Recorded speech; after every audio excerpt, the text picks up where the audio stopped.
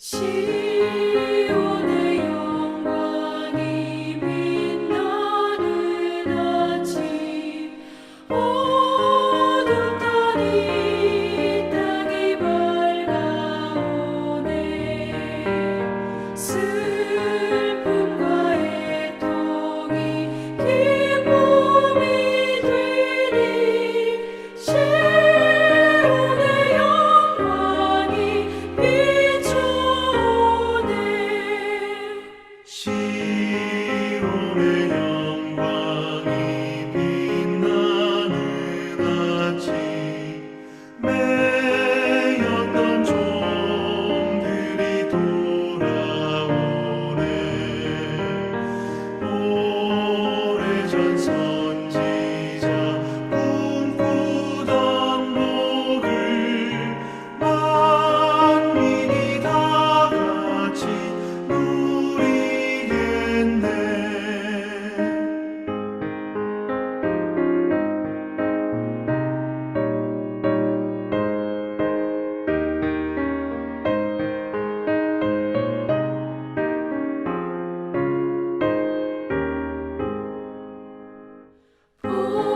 보아라 광야에 화초가 피고 말랐던 시냇물을 흘러오네.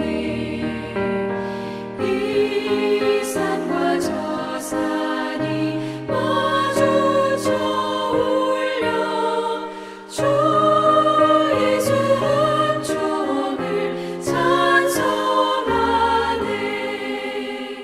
땅들아 바다야 많은 섬들아 찬양을 주님께 드리어라.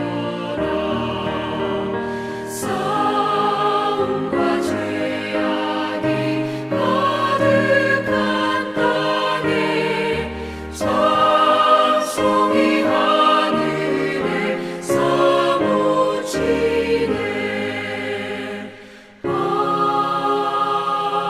아멘.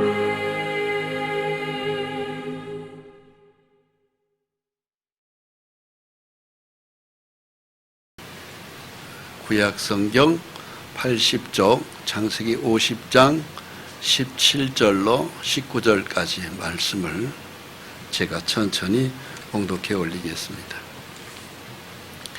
너희는 이같이 요셉에게 이르라. 내 형들이 내게 악을 행하였을지라도 이제 바라건대 그들의 허물과 죄를 용서하라 하셨나니 당신 아버지 하나님의 종들인 우리 죄를 이제 용서하소서 하매 요셉이 그들이 그에게 하는 말을 들을 때 울었더라. 그의 형들이 또 친히 와서 요셉의 앞에 엎드려 이르되 우리는 당신의 종들이니이다. 요셉이 그들에게 이르되 두려워하지 마소서. 내가 하나님을 대신하리이까. 오늘 하나님의 말씀의 제목은 진정한 사랑, 이런 주제로 새해 첫 주일 말씀이 제목이 되겠습니다.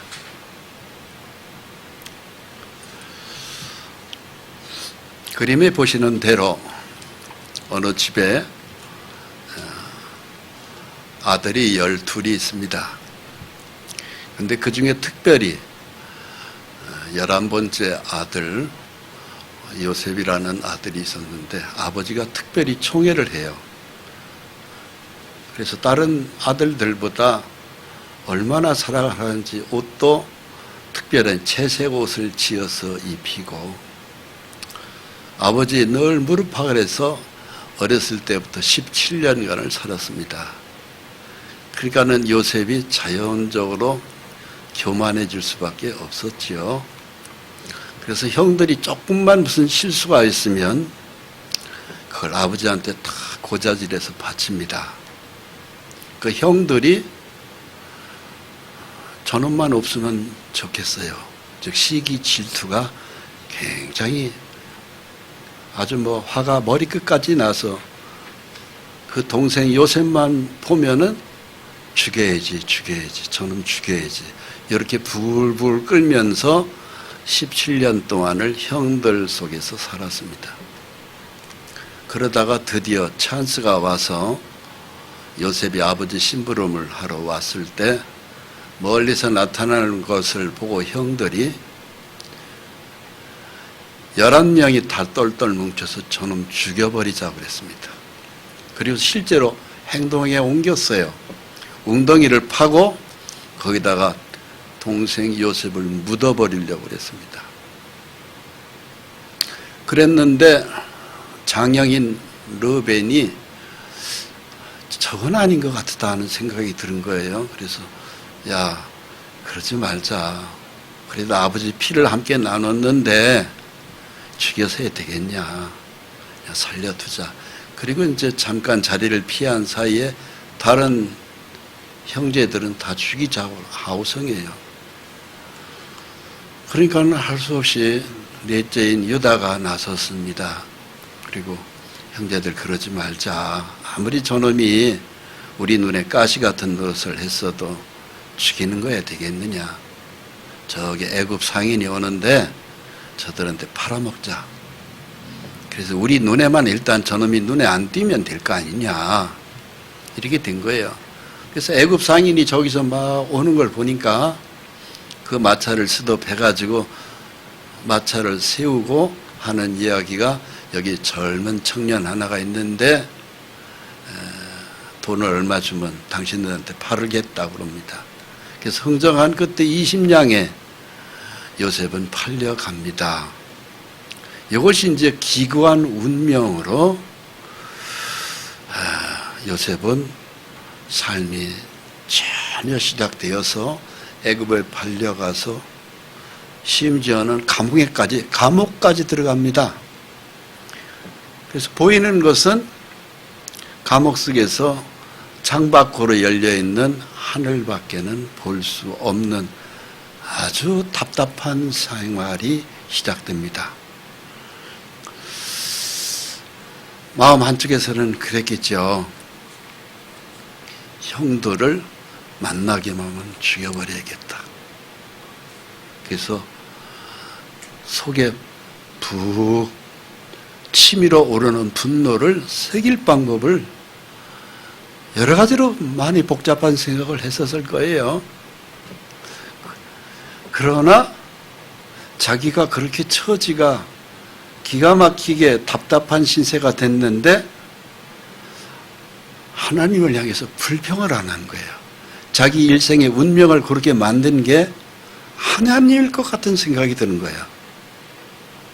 그래서 이 사람이 그 감옥 안에 있으면서도 늘 하나님만을 생각하는 아주 믿음의 사람으로 답답한 환경에서 요셉의 믿음은 쑥 자랍니다.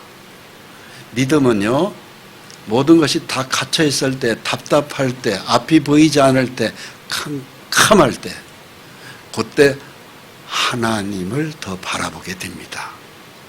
그러면서 이 요셉이 믿음이 이 어려운 처지에서 쑥 자라요. 오늘날 저와 여러분들도 작년 한 해를 답답하게 보낸 분들이 많이 계실 거예요. 앞이 보이지 않고 때로는 무슨 일이 벌어질 줄 모르고 정도로 이 세상은 점점 더 악해져 가지 않습니까? 하나님만 바라보면 살 길이 열립니다. 얼마 전에 과천의 제2 경인고속도로 참사 뉴스 봐서 아시죠?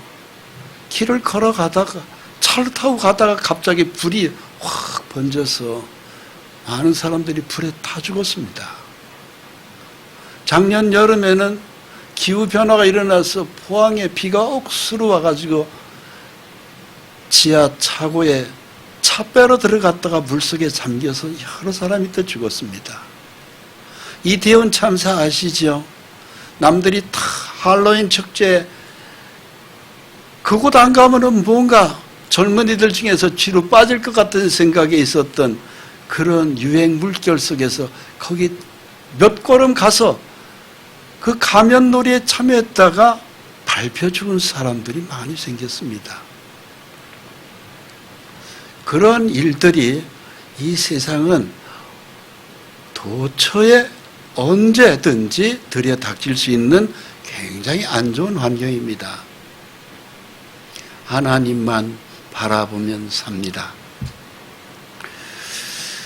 결국은 요셉은 그 감옥 안에서 하나님을 만납니다. 그리고 왕의 꿈을 계시합니다. 그 계시받은 꿈을 요셉은 해석을 해줘서 애굽에 있는 모든 그 점쟁이들이 해결 못하는 것을 하나님만 바라보는 요셉에게 하나님이 알려주시죠. 하나님만 바라보니까 알려주신 거예요.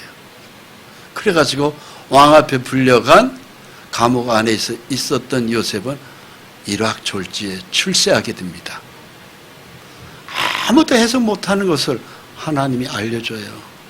앞으로 이렇게 될 것이라고. 이집트의 장래가 앞으로 7년 동안 대풍년이 될 것입니다. 또 그 풍년 7년이 끝나고 나면 대흉년이 7년 시작될 것입니다. 이것은 온 세상에 내리는 풍년이요 바로 이어지는 흉년이 될 것입니다. 이것을 요셉이 담대하게 왕에게 알려줍니다. 그때 그 왕이 그 해석을 자기 마음에 받아들여요.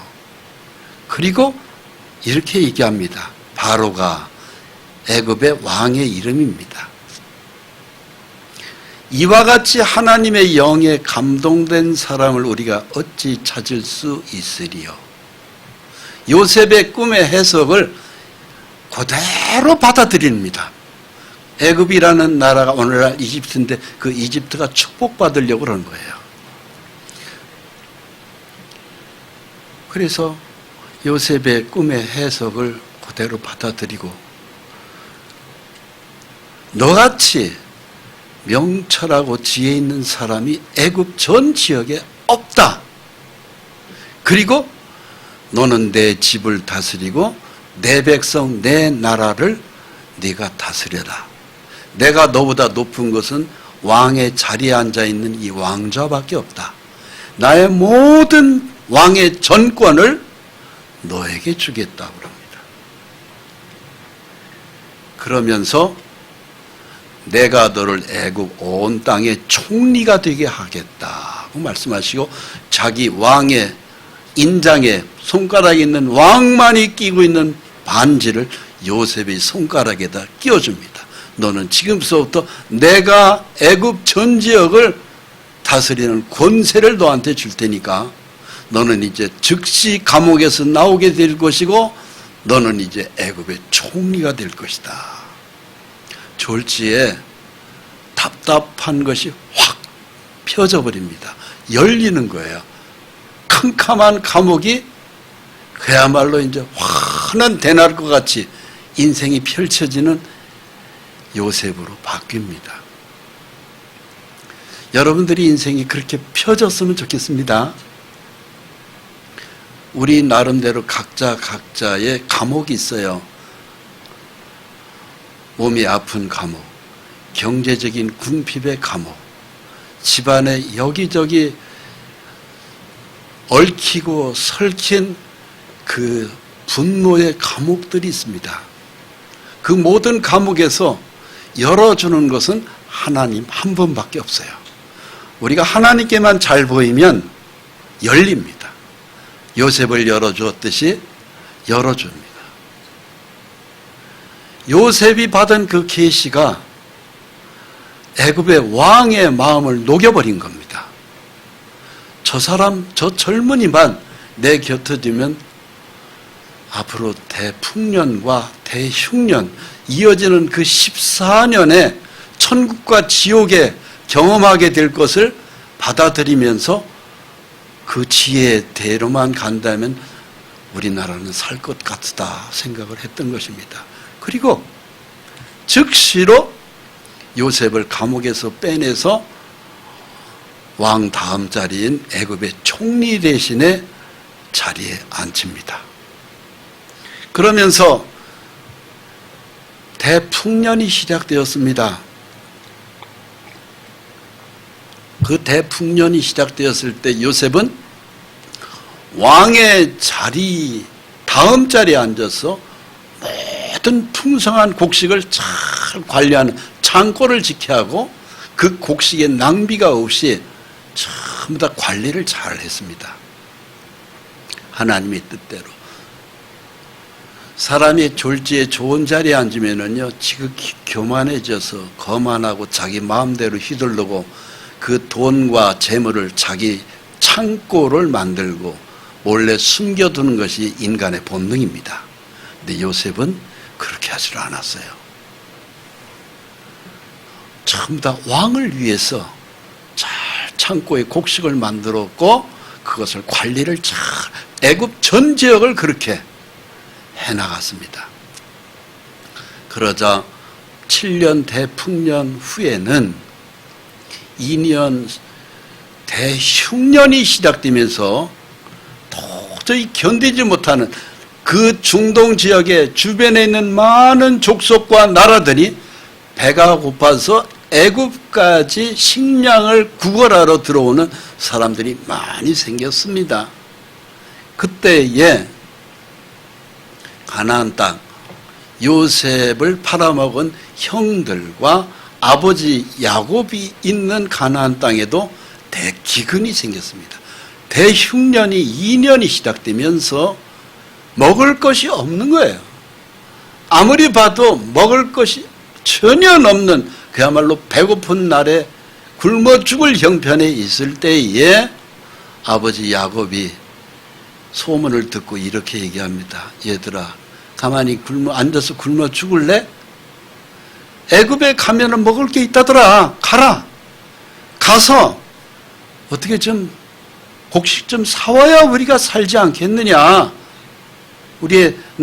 너희들도 배가 고프고 너희들이 낳은 아이들, 자손들이 다 지금 굶어 죽을 판이다. 가거라.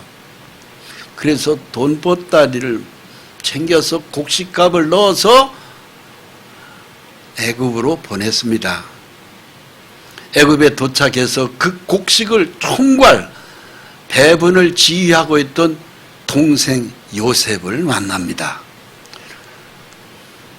그 요셉은 누굽니까? 팔아먹었던 17년 전에 팔아먹었던 자기 친동생이 거기에 총리 대신으로 앉아있는 거예요. 원수는 외나무 다리에서 반드시 만납니다. 요셉이 딱 보니까 자기 형들이에요. 전부 다 보따리를 하나씩 들고 오면서 그야말로 작년에 왔던 각살이 죽지도 않고 또 왔네. 품바 들어간다 하면서 오는 거지 모습으로 형들이 온 거예요. 너희들은 어디서 왔느냐? 가나안 땅에서 왔습니다. 왜 왔느냐? 먹을 게 없어서 왔습니다. 총리 대신 제발 먹을 것 좀, 양식 좀 우리한테 주십시오. 요셉은 한눈에 알아보고 자기 형들인 걸 알았습니다. 그러나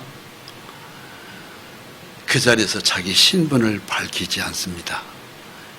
그리고 꼬치꼬치 묻습니다. 너희 형제들은 몇이냐? 12입니다. 그러느냐? 다 잘 있느냐?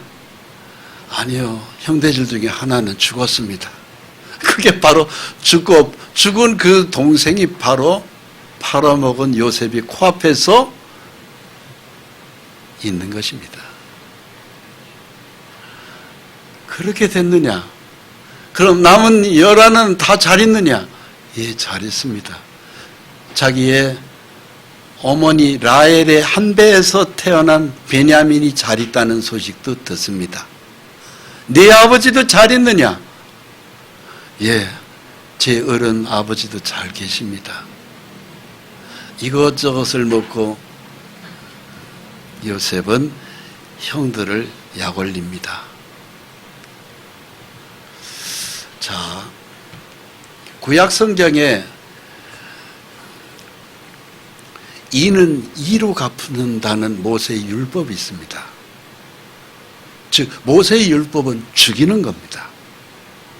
근데 한쪽에서는 하나님은 율법 소에 가려져 있는 사랑의 본성이 있습니다.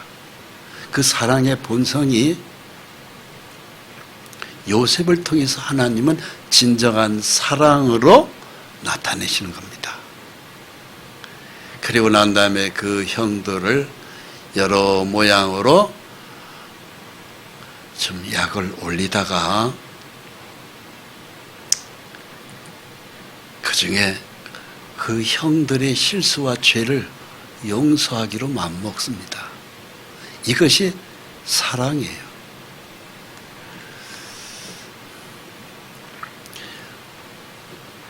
요셉이 베냐민까지 애굽으로 불러들여서 자기 친혈육 베냐민을 쳐다보고 그 다음에 그 베냐민 하나만 놔두고 너희는 다 올라가거라. 그랬을 때 11가 다 올라가는데 그 중에 하나가 요셉 앞에 무릎을 꿇고 간절히 빕니다. 저 베냐민을 두고 가면 우리 아버지가 죽습니다. 즉 요셉의 친아버지 야곱이 죽는 것을 이야기합니다. 차라리 유다인 나를 붙잡으십시오. 내가 볼모로 붙잡히겠습니다. 그러나 저 베냐민은 저거 안 올라가면 우리 아버지는 죽습니다. 왜 죽는다고 하느냐? 그의 형 요셉이 죽었거든요. 우리 아버지 요셉은 그 노인이 유독 요셉과 베냐민을 특별히 사랑했는데, 특별히 사랑하는 이유가 야곱이 가장 사랑했던 아내가 바로 라헬입니다. 그 라헬이 두 아들을 낳았는데 큰아들 요셉은 죽었습니다. 자기들이 팔아먹은 요셉이에요. 그래서 우리 아버지 야곱은 노인으로서 이제는 베냐민 하나만 쳐다보고 삽니다. 그 형 요셉이 죽었기 때문에 베냐민만 쳐다보고 가는데, 총리 대신님, 저 베냐민을 여기다 두고 가라고 하시면 우리 아버지는 죽습니다. 우리 아버지 죽는 곳을 못 봅니다. 차라리 내가 죽는 게 낫겠습니다 하면서 유다가 자원해서 남겠다고 하고 내 막내 동생 베냐민을 올려보내라고 얘기합니다. 그 소리를 들은 요셉이 가슴속에 있었던 사랑이 터집니다.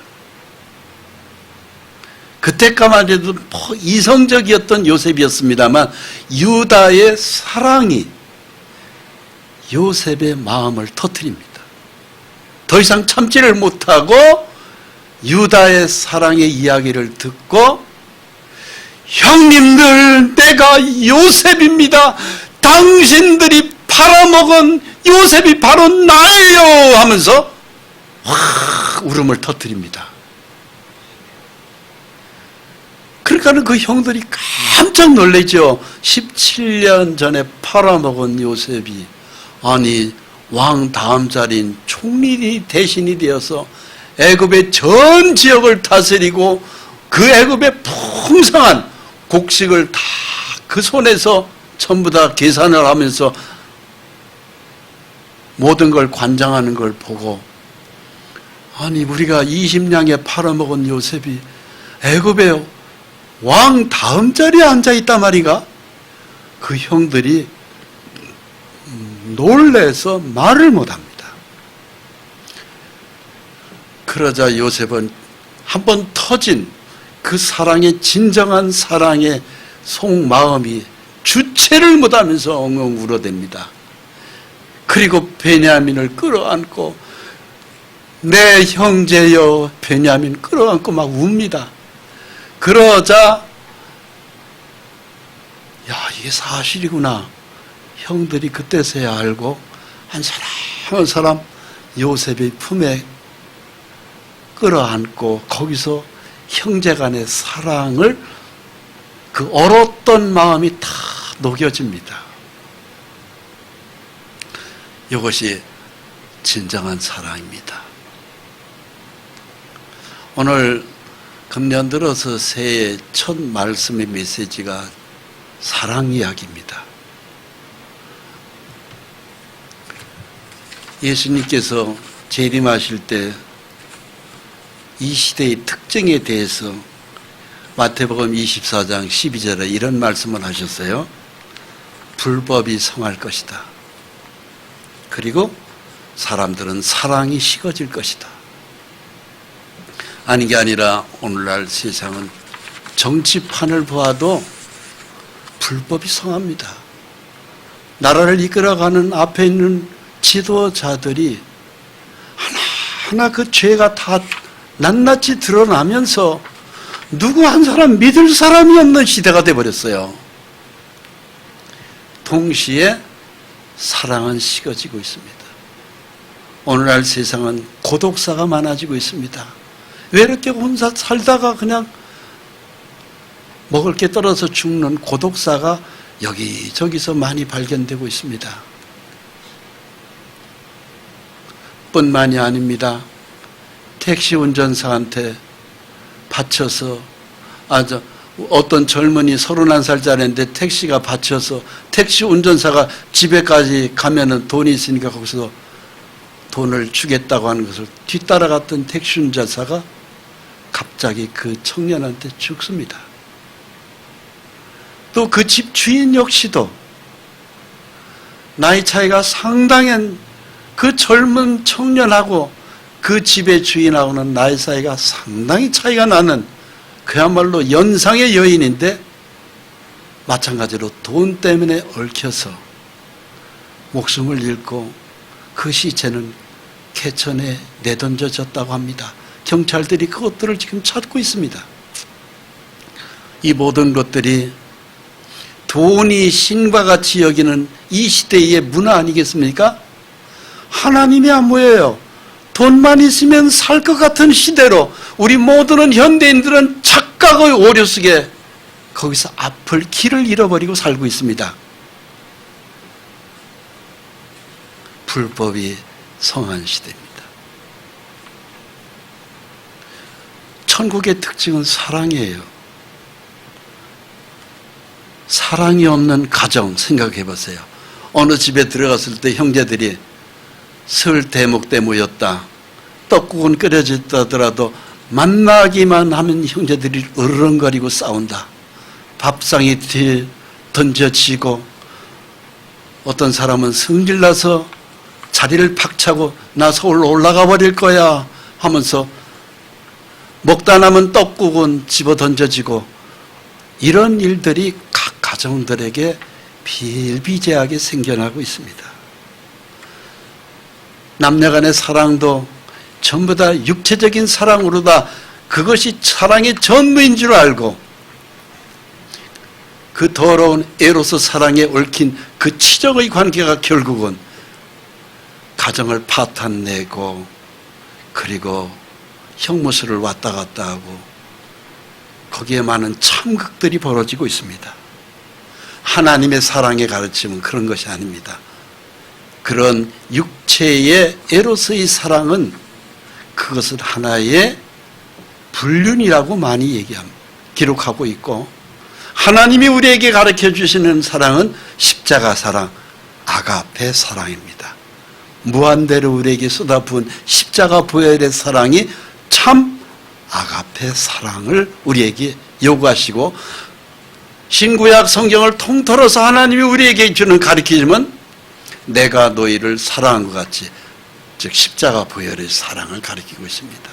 근데 그 사랑은 은혜 받지 않으면 눈이 떠지지가 않습니다. 소경으로 끝납니다. 십자가는 우리 눈을 열어주는 것인데 그 십자가의 은혜로 내 심령이 열리지 않으면 남의 것이 되고 맙니다. 그 사랑을 경험한 사람은 사나 죽으나 먹으나 마시나 살아갑니다만 오늘날 세태는 그거하고 상관이 없습니다. 내 눈앞에 보이는 에로스 사랑, 남녀의 치정의 사랑, 불륜의 사랑, 나이를 초월한 그 더러운 추잡한 사랑이 전부인 줄 알고 사람들이 혼을 다 빼앗기고 살아갑니다. 그런 사랑 앞에 하나님은 우리에게 아가페 사랑을 요셉의 생애를 통해서 구체적으로 가르쳐주고 있는 것입니다. 그것이 바로 요셉이 속에 그야말로 용광로처럼 사랑의 뜨거운 감정이 형 유다의 이야기를 듣고 형님들 내가 당신들이 17년 전에 팔아먹은 요셉이 바로 납니다. 거기서 자기의 사랑의 감정을 표출합니다. 오늘날 사회가 가정이 국가가 이 세 군데 가정과 사회와 국가는 하나님이 지극히 아끼시는 사랑의 공동체입니다. 마지막 시대를 살아가는 우리에게 꼭 필요한 것은 새해가 시작되면서 사랑의 마음이에요. 진정한 사랑의 마음. 높은 사람이 낮은 사람을 섬기는 사랑. 흠이 있는 사람이 흠 없는 사람에게서 그 따뜻한 가슴으로 품어주는 사랑. 그 사랑이 요셉의 사랑입니다. 요셉은 형들을 용서 안 할 수 있어요. 형들이 요셉에게 다가와서 우리 죄를 용서해달라고 또 빕니다. 아버지 야곱이 죽고 난 다음에 이제 12아들의 씨를 퍼뜨려준 아버지 야곱은 나이 130세를 지나서 요셉과 함께 애굽에 살다가 147세의 야곱이 죽습니다. 죽고 난 다음에 형들은 죄의식에서 두려움으로 떨고 있었어요. 저 요셉이 우리한테 복수할 거야. 우리 아버지가 죽고 난 다음에는 저 요셉이 가만둘 리가 없어. 왜? 신분의 차이가 극과 극이거든요. 왕 다음 자리고 자기들은 그냥 동냥하러 온 가나안 땅에서 그야말로 깡통 들고 온 거지에 불과한 것이에요. 근데 아버지가 죽고 난 다음에 요셉은 우리들을 죽일 거라고 하는 그 복수심이, 요셉은 용서한다고 했는데 형들은 그 마음이 믿어지지가 않는 거예요. 그래서 아버지가 장례를 끝나고 난 다음에 11 형제들은 요셉을 찾아갑니다. 요셉 총리님, 웬일이십니까 형님? 우리 죄를 용서하십시오. 죄라고 하는 것은 우리를 두렵게 만들어요. 죄가 없으면 두렵지 않습니다.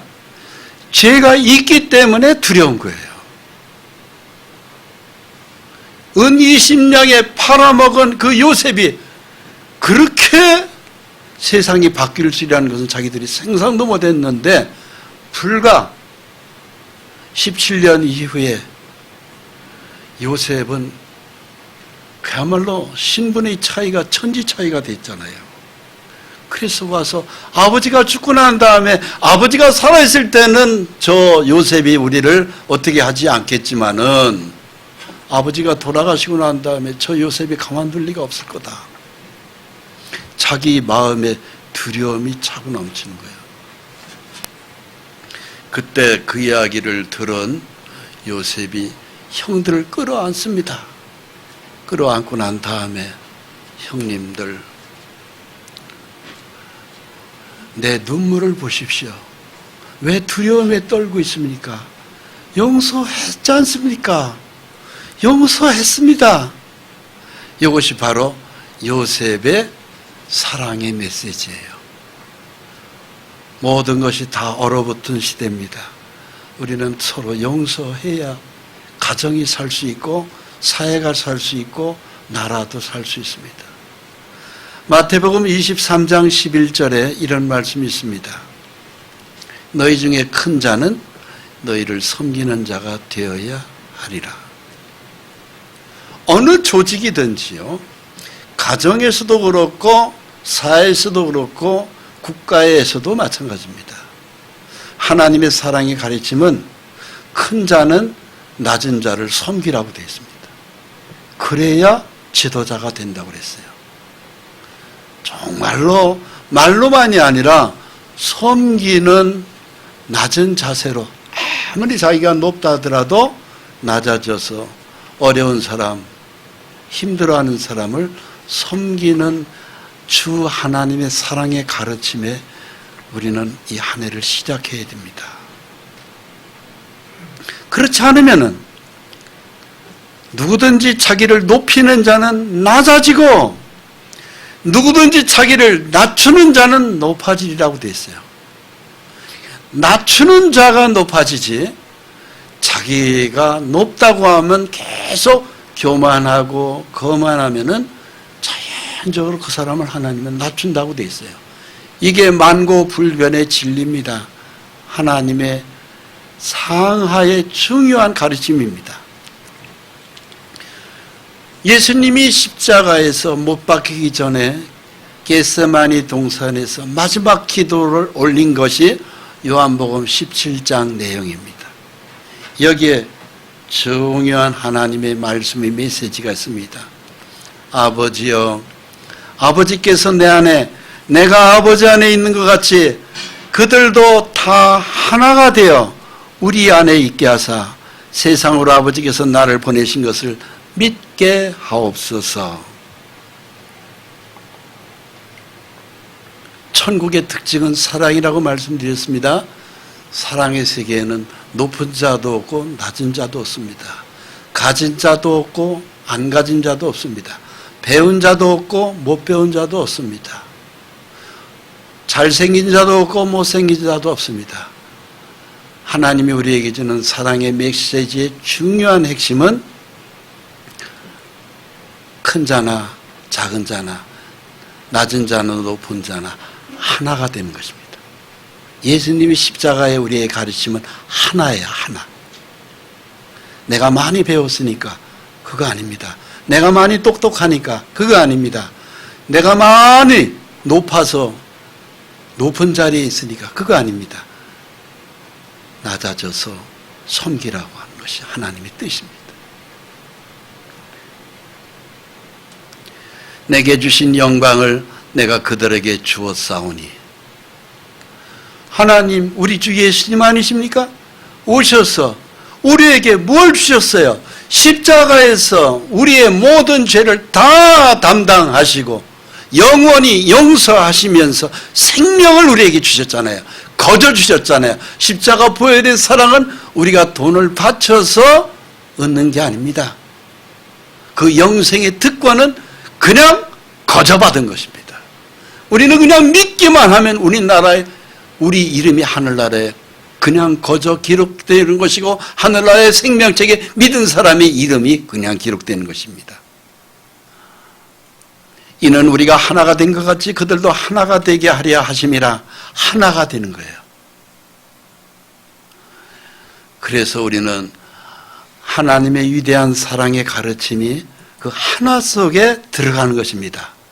예수님을 영접할 때에 우리의 영과 하나님의 거룩한 성령이 합쳐집니다. 그것을 보고 영접이라고 합니다.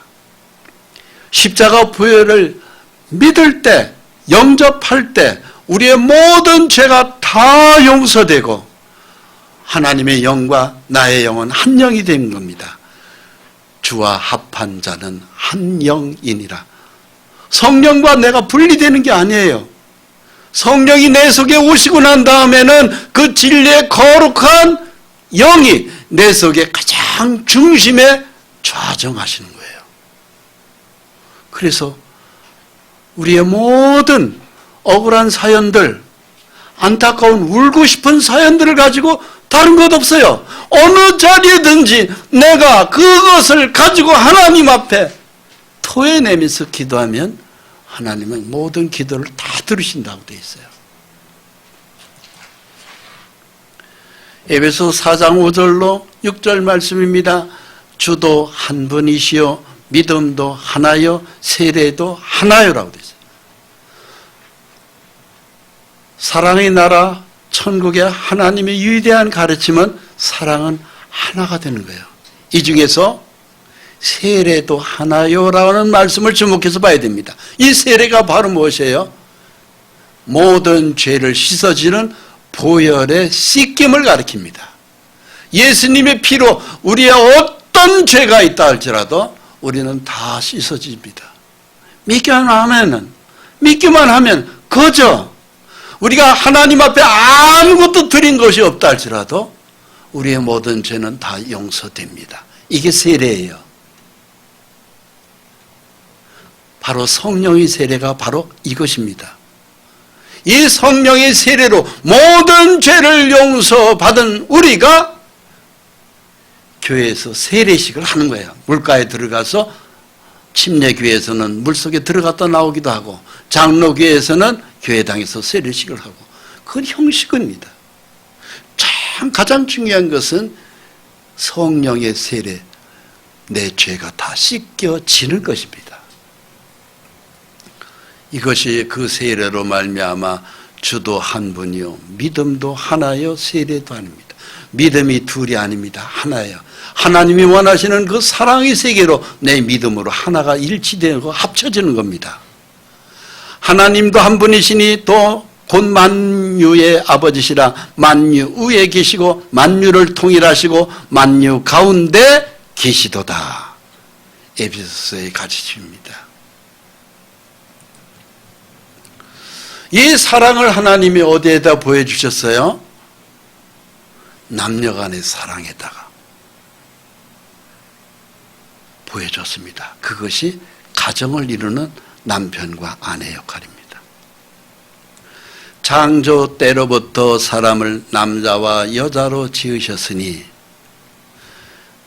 하나님이 왜 남자와 여자로 하나님이 지으셨을까요?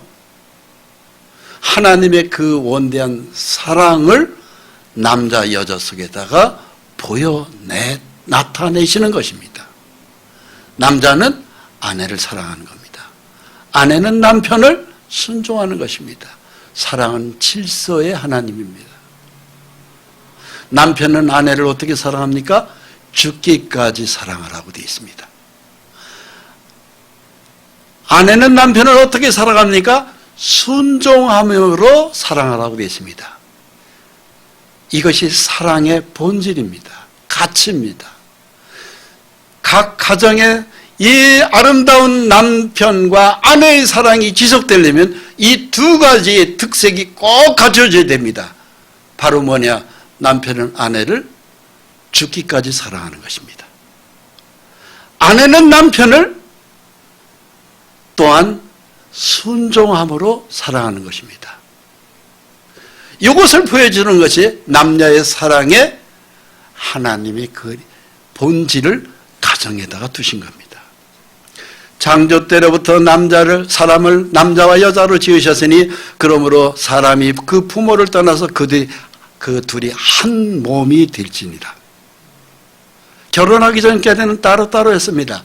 그러나 결혼하는 순간에 둘은 한 몸입니다. 남편은 아내를 가장 소중한 갈비뼈같이 사랑하는 것입니다. 아내는 남편을 또 몸의 주인과 같이 사랑하는 것입니다. 여기에 사랑의 섭리 속에서 이것이 유지될 때 그 가정은 깨지지 않습니다. 그러면서 이러한 적이 이제 둘이 아니요 한 몸이니 그러므로 하나님이 짝지어 주신 것을 사람이 나누지 못할지니라 하시더라. 하나님이 정해진 남녀의 사랑에 중요한 한 커플은 둘이 아니고 하나입니다. 그래서 남편은 아내를 두고 다른 데서 딴짓할 수 없습니다.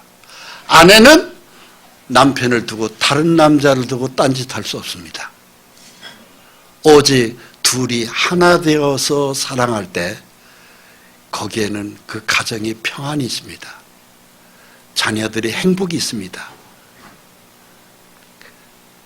그리고 그 가정은 사랑으로 하나가 되어 있을 때 마귀도 깨지 못합니다.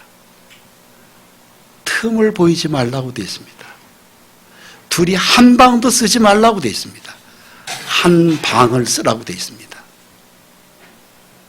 이것이 남녀의 사랑 속에 스며들어와 있어요.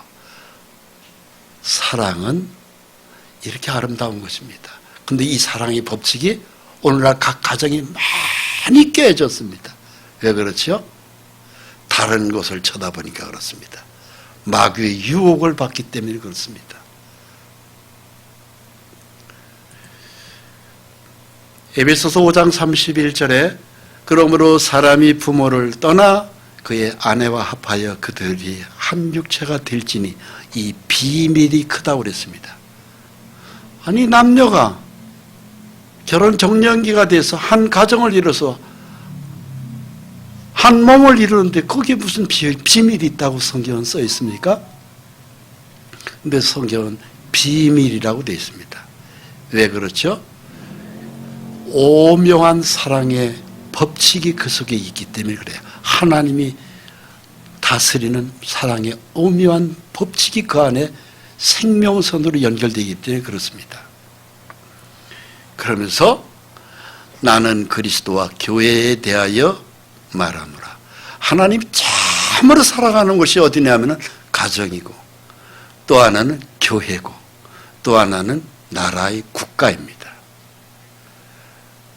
가정이 사랑으로 세워지기를 바랍니다. 사회가 사랑으로 세워지기를 바랍니다. 나라가 사랑이 있는 가정이 되기를 바랍니다. 오늘날 대한민국은 참으로 그래도 비교적 다른 이웃 나라에 비해서 평안한 날이 많습니다. 북한만 해도 거기도 가정이 있습니다. 거기도 사회가 있습니다. 거기도 나라라고 하는 것을 가지고 있습니다. 그런데 어떻습니까? 지도자라는 사람이 이런 사랑 없습니다. 배다른 형을 사람을 시켜서 죽입니다. 고모부를 죽입니다. 그 나라는 지도자가 그 모양이니까 사회 전체가 다 사랑이 없습니다. 뿐만이 아닙니다. 많은 곳에 거의 다 그런 추세로 세계 정세가 흘러가고 있습니다. 근데 대한민국에는 기독교 가정이 많습니다. 기독교의 문화가 자리를 잡고 있습니다. 거의 대한민국 5천만 명 중에서 적어도 1,000만 명은 교회를 다니고 있는 숫자가 있습니다. 암암리에 기독교 문화가 사회 곳곳에 스며져 있습니다. 그래서 이 나라가 평안한 거예요. 그러나 너희도 각각 자기 아내 사랑하기를 자기 자신같이 하고 아내도 자기 남편을 존경하라고 되어 있습니다. 사랑은 한 가정만 이루는 게 아닙니다. 남편은 자기 아내 사랑하기를 자기 몸같이 사랑하라고 되어 있습니다. 어느 정도로 죽기까지 자기 아내를 사랑하라. 이게 하나님의 뜻입니다. 십자가에서 죽기까지 나는 모든 걸 내놓고 사랑했다. 그걸 닮으라는 거예요. 그게 남편에게 주는 하나의 사랑의 하나님의 법칙입니다. 아내는 그런 남편을 존경하라고 되어 있습니다. 하나님을 섬기는 그런 남편을 존경하라고 되어 있습니다. 그리고 그렇게 사랑하는 남편을 복종하라고 되어 있습니다. 아내들이여 자기 남편에게 복종하기를 죽게 하듯 하라고 되어 있어요. 모든 아내들이여 자기 남편에게 복종해야 됩니다. 순종보다 더 강한 표현이 복종입니다. 바로 뭐예요? 남편이 믿음에 서 있는 사람이면 그 남편에게 주님께 복종하듯이 그 남편에게 복종해야 됩니다. 그럴 때 사랑은 질서의 하나님의 법칙이 이루어져요. 이는 남편이 아내의 머리됨이 그리스도께서 교회의 머리됨과 같음이니 그가 바로 몸의 구주신이라고 되어 있습니다. 아내의 몸의 구주라고 되어 있습니다. 그 아내의 모든 것을 남편이 주관하고 있습니다. 그런데 그런 남편을 두고 다른 남자를 둘 수 없습니다. 그건 불륜입니다. 그 죄로 말미암아 많은 가정이 깨져 있습니다. 마찬가지로 아내도 남편도 자기 아내 외에 다른 여자를 가까이 할 수 없습니다. 그러므로 교회가 그리스도에게 하듯 아내들도 범사에 자기 남편에게 복종할지니라. 남편들아 자기 아내 사랑하기를 그리스도께서 교회를 사랑하시고 그 교회를 위하여 자신을 주심같이 하라. 그래서 우리는 이 아름다운 가정이 회복되어야 합니다. 지난날 나는 이렇게 하지를 못했다 할 것 같으면은 이제라도 우리가 금년 새해를 어떻게 우리가 각 가정을 자기 역할을 하시겠습니까? 잘못된 것은 회개해야 됩니다. 뉘우쳐야 됩니다. 철저히 회개해야 됩니다.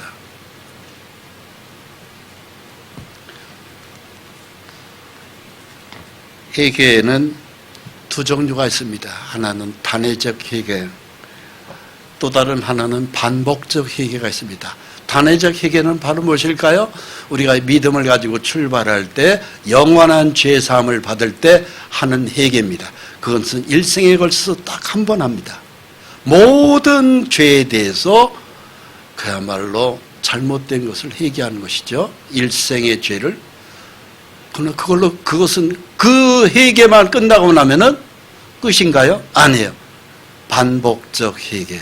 예수님의 모든 죄를 십자가 보혈로 용서받고 난 다음 영원한 속죄를 경험하고 난 다음에 아직도 우리의 몸에는 육체의 더러운 죄를 쫓는 근성이 남아있어요. 이걸 어떻게 처리할 거예요? 이걸 어떻게 처리할 거예요? 이 처리를 어느 대한민국의 이상한 이단 교파에서는 한번 구원받았으면 마음대로 살아도 된다는 논리를 가지고 사람들을 거짓 진리로 가르치고 있어요. 즉 영원한 속죄 받았으면 끝났다 이거예요. 성경을 모르는 소리입니다. 반복적 회개. 우리가 육체가 있는 한은 지은 그 죄에 대해서 철저히 반복적 회개를 해줘야 됩니다. 성령의 하나님이 그 회개를 보시고 은혜를 베푸십니다. 그래서 단회적 회개와 반복적 회개는 같이 가야 됩니다. 단회적 회개를 경험한 사람이 반드시 육체의 더러운 죄의 근성을 내 삶에서 거부하기 위해서, 내쫓기 위해서, 버리기 위해서 우리는 죄의 유혹이 올 때마다 하나님 앞에서 그 죄를 회개해야 됩니다. 그렇게 가면서 갈 때 우리의 가정은 사랑으로 하나가 될 수 있습니다.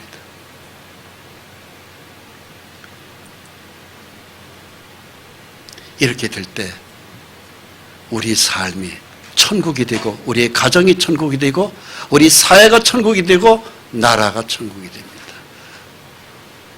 우리의 마음이 기쁨이 넘쳐요. 천국의 특징이 바로 뭐겠어요? 사랑이고 또 하나는 뭐가 있어요? 기쁨이에요. 기쁨이 일어납니다. 샘솟듯이 일어납니다. 그 샘솟듯이 일어나는 그 성령의 기쁨은 하나님의 성령의 역사입니다. 내가 이것을 너에게 이름은 내 기쁨이 너희 안에 있어 너희의 기쁨을 충만하게 하려 함이라고 되어 있어요. 내 기쁨이 성령의 하나님의 기쁨이 우리의 심령 속에서 충만하게 일어나기를 원하는 것, 이것이 주님의 뜻이에요. 그래서 창세기 50장의 내용은 사랑으로 종결돼요. 내 계명은 곧 내가 너희를 사랑한 것 같이 너희도 서로 사랑하라 하는 이것입니다.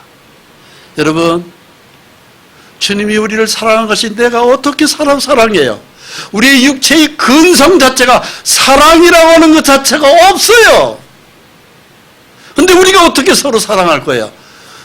성령을 받은 십자가 보혈의 영원한 속죄를 경험한 사람이 그 본을 쫓아서 예수님을 닮아서 사랑하는 거예요. 주님이 우리에게 주는 그 사랑의 교훈은 바로 그것입니다. 성령을 받을 때 이 사랑이 가능합니다. 그래서 그 형들이 요셉에게 찾아옵니다. 원수는 외나무 다리에 만난다고 그래서 7년 후니까는 24년, 26년째 되었을 때에 형과 동생들이 헤어져 26년 만에 요셉 총리 앞에 선 형들이 엎드립니다. 아버지는 막 돌아가셨습니다. 야곱은. 이제 아버지 죽고 난 다음에 내 동생 저 요셉이 원수는 외나무 다리에서 만난다고 하면 반드시 우리를 복수할 거다. 두려워 떨고 있는데 우리는 당신의 종들입니다 하면서 엎드려 빌을 때 요셉은 어떻게 했어요? 끌어안았습니다. 울었습니다. 형님들 벌써 용서했어요. 이러지 마세요. 그리고 요셉은 뭐라고 합니까? 당신들은 나를 헤아려 했으나 은 20냥에 나를 팔아먹어서 그것 때문에 나는 종으로 팔려갔고 그것 때문에 나는 애굽에 감옥살이도 했지만 그 모든 것을 나는 하나님만을 바라보고 하나님이 그것을 선으로 바꿔주셨습니다. 당신들은 두려워하지 마소서. 내가 당신들과 당신들이 자녀를 기르리이다. 이게 바로 뭐예요? 용서했을 뿐만이 아니고 형님들 자식들이 있죠. 손자들이 있죠. 손주들이 있죠. 내가 다 끌어안고 내 조카들 내가 다 키우겠습니다. 요셉이 형들의 자식들까지 다 끌어안습니다. 이게 사랑이에요. 우리는 보통 내가 잘못해서 실수해서 나를 좀 용서해줘. 빨리 용서해줘. 그 형들이 하는 꼴을 보고 알았어 형 용서할게. 됐어 이제 가. 용서했다니까 가라고. 그리고 다시 내 앞에 나타나지도 마라. 이게 보통 사람들이 사랑이에요. 보기도 싫어. 나를 20냥에 팔아먹었잖아. 내가 얼마나 고생했는 줄 알아? 감옥도 가고 이제 날 용서해달라. 그래 용서해줄게. 가. 그러나 내 눈앞에 다시 나타나지 마. 이게 보통 사랑입니다. 거기까지는 용서가 되는 사랑이에요. 근데 요셉의 사랑은, 진정한 사랑은 바로 뭐예요? 용서했자. 와, 우는 거야. 형님들 왜 나 말을 안 믿어? 이 눈물을 봐. 용서 끝냈어. 그리고 형님들 아들 손자들 다 데리고 와. 가장 좋은 땅에 땅을 주고 거기서 우리 같이 살아. 그리고 몇 년 동안을 살았어요? 400년 동안을 살았어요. 그게 요셉의 사랑의 교훈입니다. 당신들은 두려워하지 마소서. 내가 당신들과 당신들의 자녀를 기르리이다. 그들을 간곡한 말로 위로하였더라. 간곡한 말로 위로했다고 되어 있어요. 형님들 내 말을 어떻게 해야 믿어? 나 용서 다 했어. 이제는 내 곁을 떠나지 마. 내게 가까이 와. 형님들만 오지 말고 형님들의 아이들까지 손자 손주까지 다 와. 내가 다 책임질게. 이것이 진정한 사랑이에요. 요셉이 그의 형제들에게 이르되 나는 죽을 것이나 하나님이 당신들을 돌보시고 당신들을 이 땅에서 인도하여 내사 아브라함과 이삭과 야곱에게 맹세하신 땅에 이르게 하시리이다. 하나님이 반드시 당신들을 돌보실 것입니다. 요셉의 사랑에는 무엇이 있어요? 중심에 성령의 하나님의 사랑이 용광로가 부글부글 끓고 있는 거예요. 활활 타고 있는 거예요. 성령의 하나님의 사랑은 뜨거운 가슴을 가지고 여러 사람을 녹이고 그리고 아름답게 결실되는 거예요. 그리고 요셉은 110세에 죽습니다. 요셉은 그 형들의 아들들, 자손들, 손자 몇 대를 어떻게 했습니까? 이것이 이집트의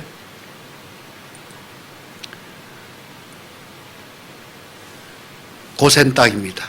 제일 비옥한 땅에다가 요셉은 자기 형들, 자손들, 손자들을 다 제일 좋은 땅에다가 이게 바로 고센 땅입니다.